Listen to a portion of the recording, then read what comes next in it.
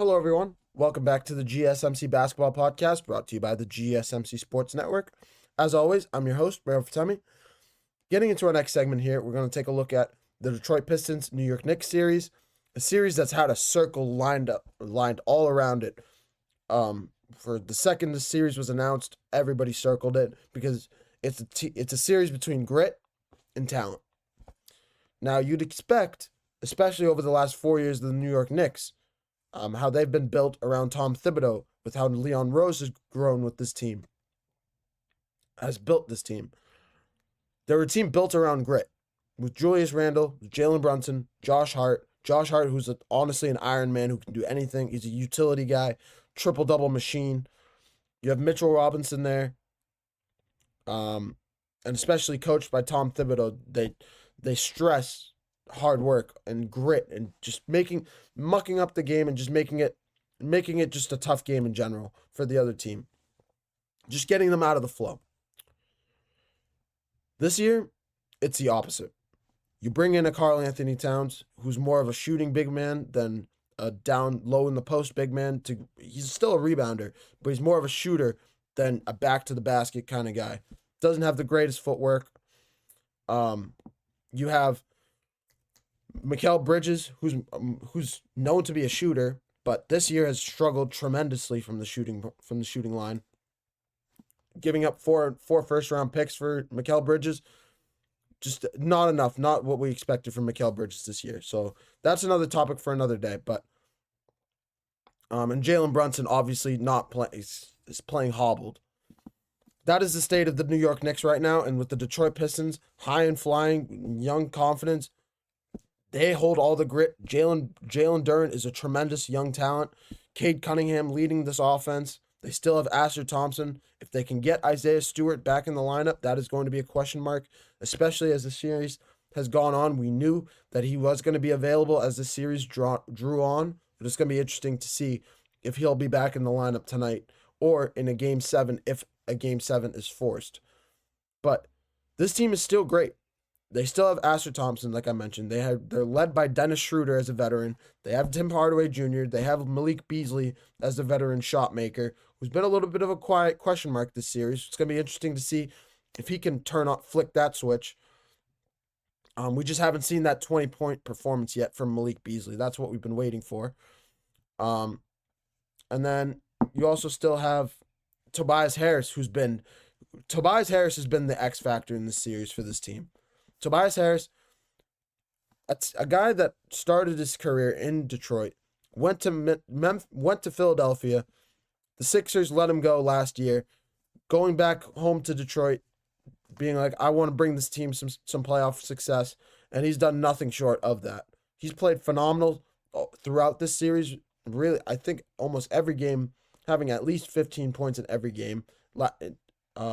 Game 6 in Game 5, having 17 points.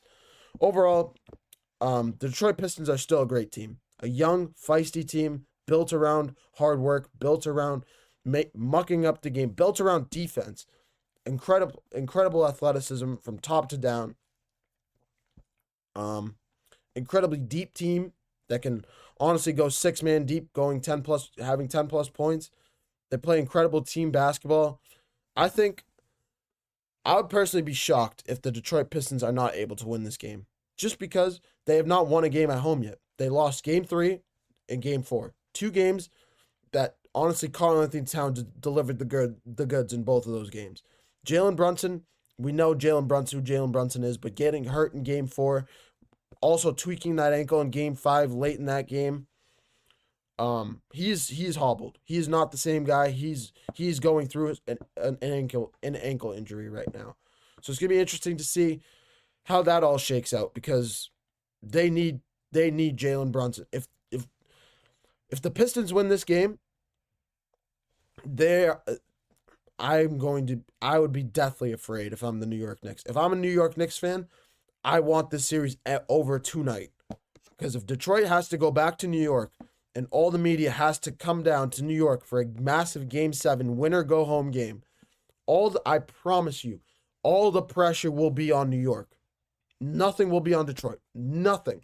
Nothing. Detroit is a young team that's honestly went from 14 wins to 44 wins this year. They're playing with house money. They're not playing with they're playing with urgency, growing confidence, absolutely. But when you have a team like the New York Knicks, who's been to the second round the last 2 years, yeah, the last 2 years they've made it to the second round. They have a Jalen Brunson. They brought Karl-Anthony Towns in. They brought Mikal Bridges in. Traded 4 first-round picks for Mikal Bridges.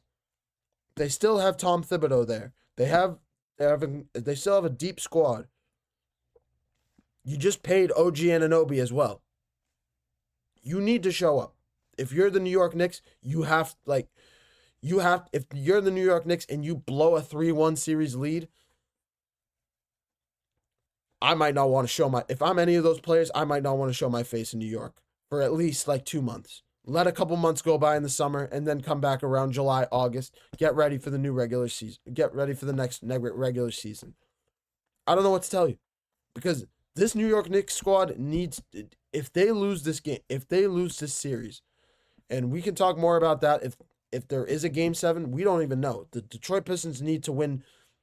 They needed to win 3 in a row. They've already finished step 1. Now they're on to step 2. There's a 3-step process. They're on step 2 right now. If they win tonight,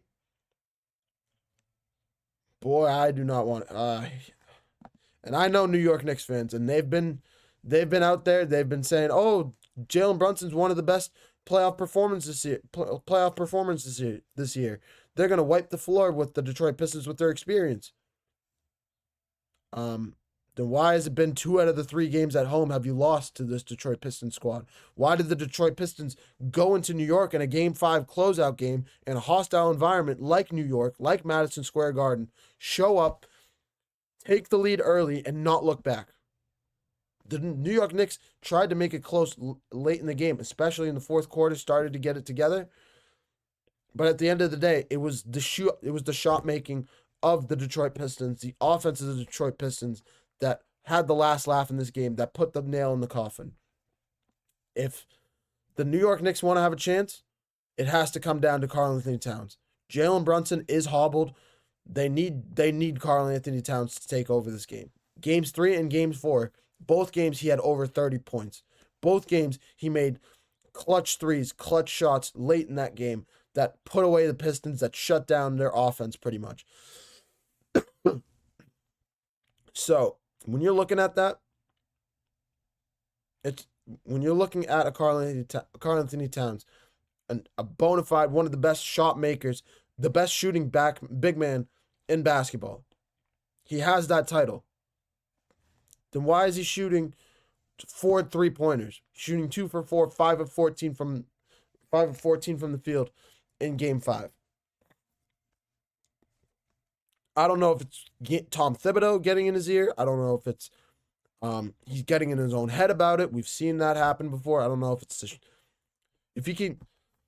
Another thing, I just reminded myself, if Karl-Anthony Towns gets into foul trouble early, that is a big deal. That is what happened in Game 5, having 3 fouls before halftime. That cannot happen. Karl-Anthony Towns loves to get into foul trouble for whatever reason. If that happens again, I could see the Detroit Pistons winning this game and forcing a Game 7. At the end of the day, win this game, New York. Because if you don't, all hell could break loose in New York in a Game 7. A young team like Detroit, playing with house money, with a lot of people doubting them, have been doubting them. Myself, I picked this team to win this series in 7 games. But I would be lying if I didn't say the New York Knicks had a 95% chance of winning this series when they went up 3-1. But now, after watching Game 5, that number has dipped down to probably a closer to 68-72%. Just because the Pistons are showing me something. That is the end of the day. That is what it comes down to. The New York Knicks have not shown me anything different outside of Game 3, Game 4, Karl-Anthony Towns. If he can do that again, I like the Knicks' chances. But that's a big if. And it's not likely for the Pistons to lose 3 games in a row. That building, Little Caesars Arena, is going to be rocking tonight. So the New York Knicks better be ready to go, or else this game could be over quick, fast, and in a hurry. And we could see a similar situation to what the Houston Rockets did to the Golden State Warriors last night. But I'm going to leave it on that note. I'm going to take another short break. When we come back, we're going to take a look at the Los Angeles Clippers and Denver Nuggets series, a series probably easily the best series of the NBA playoffs so far. We're going to preview Game 6 of this one. The Nuggets up 3-2 in this series, and we'll see if the Clippers can pull out a Game 6. Is it a crazy question to say that I would be shocked if this series did not go 7? Plain and simple. Just because of how star-studded the Los Angeles Clippers are, they will be ready to go in this game. If the Clippers are not ready to go, that falls on the Clippers. I would be very shocked. But I would be shocked. I'm expecting them to show up and show out. Kawhi Leonard, James Harden, they will answer the call. I'm going to take a short break, and when we come back, we're going to talk about that series.